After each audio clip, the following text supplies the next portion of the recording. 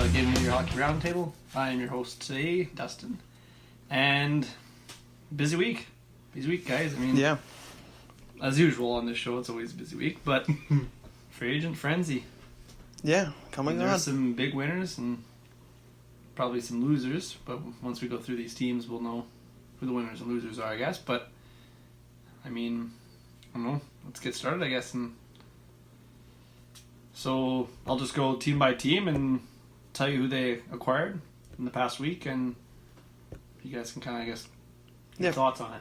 Break it down, Okay. yeah. So, just a small one for Anaheim Ducks. Brian Gibbons, 1 year, $1 million.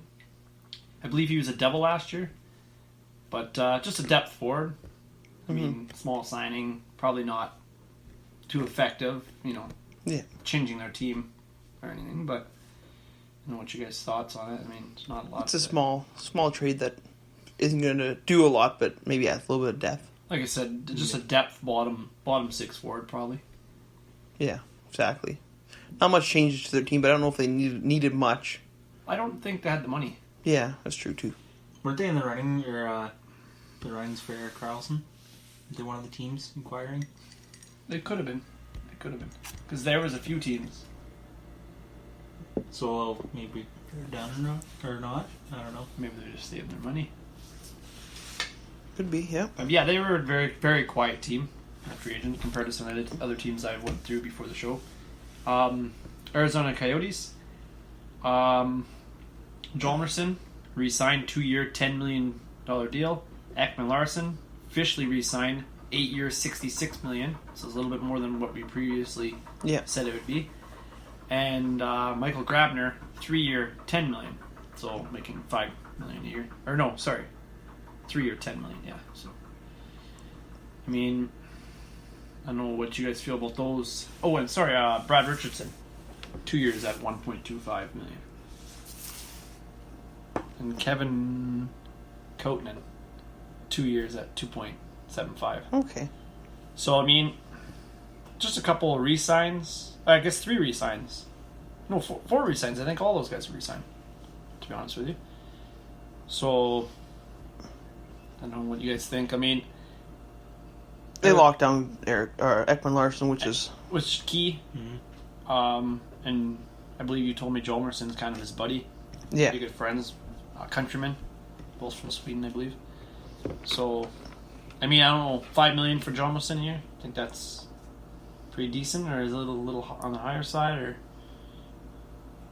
I mean, if he's number 2 defenseman, I'm not sure what their depth chart will look like next year, but I mean, that's not bad for a number 2 defenseman. Yeah, especially if they end up being on the same pair. That's what I mean. If they're 1-2, it's a pretty deadly punch if they both play well. Looking at other teams in the league, you got guys like Chris Russell, you got guys like Nikita Zaitsev, guys that are comparable but are making similar, if not a little bit more money, right? Well, and like Brad Richardson, just another loyal guy. I mean, he's been with them for quite a few years already. Yeah, well, he had a stint in Vancouver and Colorado as well. So yeah, and the Kings. He won the cup with the Kings. And the Kings in 12, yeah. Just a quiet guy. All of a sudden, like I look, I'm like, oh man, Brad Richardson, he's still kicking around. You know what I mean? He's only 33 years old. And he's been around for a long time. He played his first games in 05-06, so I mean, key to get those few guys, the guys that had locked down, but once again, they're fairly quiet otherwise. I think their goal was lock down our key pieces and then go add some depth. And they did that with Grabner and getting guys like Richardson and all those guys kind of locked in. Grabner, yeah. I guess Grabner is the one. Sorry, Grabner was the one guy that's not re-signed. He'd be a acquisition. Yeah, good depth player. And jumping to the Bruins, though, I got Halak for 2 years, $5.5 million. John Moore, 5 years, $13.75 million. And Corrali, 3 years, $1.275 per season. So yeah, I mean, Halak is their backup. Yeah, that's a lot for backup. Yeah, what does that work out to? 2.25. That'd be. It's not bad. For if he's sorry. Oh, you're thinking per. Yeah. That would be a lot for him. Oh, man. But Two and a quarter is... Yeah, 2.25 is probably about average for a backup. If he plays well. Thing is... A good backup, that's really good for a great backup, right? John Moore, I thought his years were a little much. 5 years at John Moore. Yeah. But he probably won the long term, right? Like, they're not paying him much. It's 13.75, whatever that works out to be.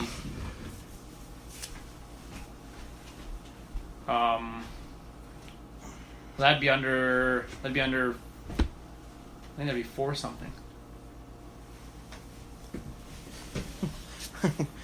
This really need to calculate it. This isn't the Gator Media Hockey math table, apparently. Yeah. But, yeah, I agree with what you're saying for... I know his term the is term a little long. But I guess he's kind of just a steady, go-to-work, lunch pail guy. He doesn't get a lot of points. But I mean, he's only 27. So 5 years, 27, 32, right? He seems older than that to me. Yeah. He's been around a while. Yeah. You know, it's kind of... Boston's... This is his 8th season. He started his career in 2010. So this will be his 8th. However you... 21? Yeah. Or, sorry, 20. Yeah, he played his first year with Columbus in 10-11. Okay. So he'll be going into his 8th season. Well, maybe it's not too bad either. He just seems like he's in his 30s, but yeah, I don't know why. Just 8 years. Maybe I'm getting him confused with Andy Green too. Andy Green's been around the Coons age. Yeah, but going back to Richardson. You know, they've been around a long time. Both 27 and 33 for Richardson. They've been guys that started early, were able to keep consistently playing. Yeah. But moving on here to Buffalo Sabres. They got Matt Hunwick through a trade, Connor Sherry through a trade for Pittsburgh this past week. They got Carter Hutton, 3-year, 2.75 per year, which to me, that's their number one goalie, 2.75. That's a good deal. Yeah. And they got Tage Thompson, Patrick Berglund, and Sabatka in the O'Reilly trade, and also a first and a second round pick, also in that O'Reilly trade. So, I mean, Buffalo's made 2 trades and signed Hutton. They've been pretty busy. They've been one of the busier teams, and if you count the draft, getting Dahlin, that's... Well, and it appears as if Buffalo Sabres are planning for 2-3 years away. They got the first round draft pick. They got the second round draft pick. They got rid of O'Reilly to get some cap space. They're almost like they're not. They know they're going to not be successful in the next couple of years. I recall Carter Hutton's win, like he was 9-1-1 or something. That sound right? He didn't play a ton, but I think he was. But I mean, he kind of, if I recall, he stepped in kind of when Jake Allen. There was a stretch Jake Allen kind of struggled, but. It's a steal. If he pans out to be one of the better goalies in the league at 2.75, it's kind of a gamble because you don't know. He was a guy behind Grubauer, like the next best one. Yeah, I would agree. In his 32 games, 17, 7, and 3. In his 32 games this season. Oh, probably was a stretch I was reading. He went 9-1-1 through 11-game stretch. And he's 32 years old, so older than the person thinks, but goalies don't develop as... I mean, he started his career in 2010, so another guy started in 10. Was St. Louis? Nashville. He started with Chicago, where he played one game, then he went to Nashville, and then St. Louis. Okay. Yeah. So we'll see how that one goes. Like, it's something that could really pay off for them with the salary he's making. I don't know, Buffalo. O'Reilly, though, I'm kind of shocked they traded him, but I mean... Yeah, I am very surprised. I kind of knew he was going to get traded, but I'm just like... I don't know if I would have traded him if I was him, just because big center, wins faceoffs, doesn't take a lot of penalties, obviously. But I don't think the return is as good as they would have liked to have been. Well, I don't know much about Tage Thompson. I can't say I know a ton about him, but you got Patrick Berglund. Sabatka, in my eyes, hasn't really. I don't think he's panned out like St. Louis thought he was going to pan out. Yeah. Berglund's kind of a steady guy. First and second's pretty decent. Mm-hmm. That's always nice to get. But a St. Louis first and St. Louis second's probably middle to higher and a half. Exactly. Right? So they're not. But moving on to Carolina. They signed Zykov. 2-year, 1.35 per. And then one of their bigger signings, Peter Mrazek. 1 year, 1.5 million. I think it's kind of try him out. That's what I get out of 1 year, 1.5. That's kind of let's try you out and see, and then eventually re-sign him if he. Cam Ward's replacement? I think he's the starter. Yeah, I guess so. I think Darling's, or maybe he's 1 and 1A. Darling will kind of split. They said they want to try Darling out one more year, kind of thing. He didn't really work out great last year for him. So. Yeah, not so. Because there was at times Cam Ward had to step in and say, "Okay, take over again," when it was actually supposed to be Darling. Yeah. And they signed Kelvin DeHaan too, 4 years at 18.2. So that'd be just over $4 million a year. So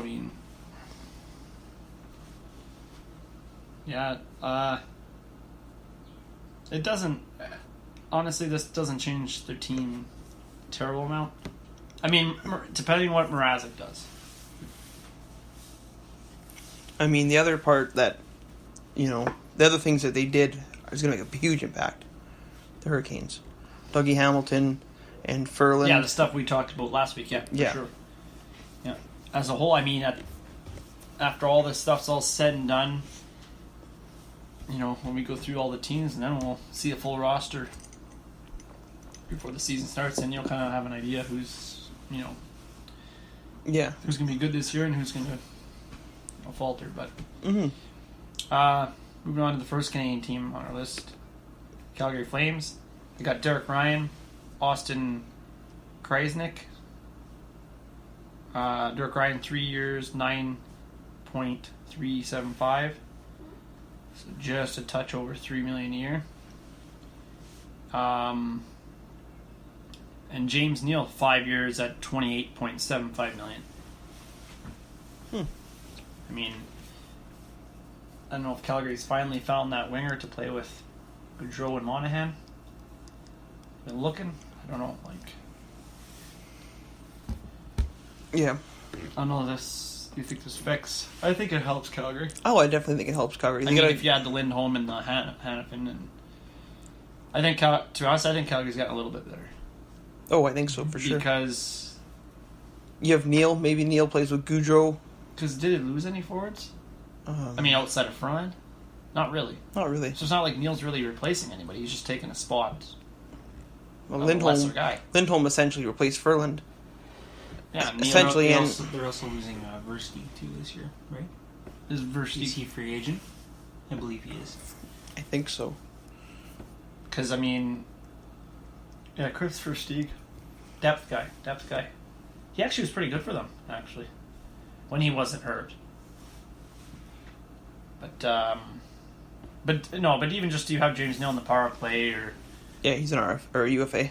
So there you go. So if they lose Versteeg, they probably won't sign him. I think Stajan's gone too. Yeah, Matt Stajan. So, but James Neal's he's probably bringing 30 goals. Well, if he plays with Gaudreau or Monahan or Bo or whatever, right? And a healthy Mike Smith will help that team too. Definitely. I guess only time will tell with all these. It's one team that got one of the bigger fish. Free agency, James Neal. And they got a lot better, just in the back end too, helped. And the pieces that they brought together was. But over $5 million for James Neal, I think it's probably a pretty decent deal. Because yeah, like I said, if he hits 30 goals.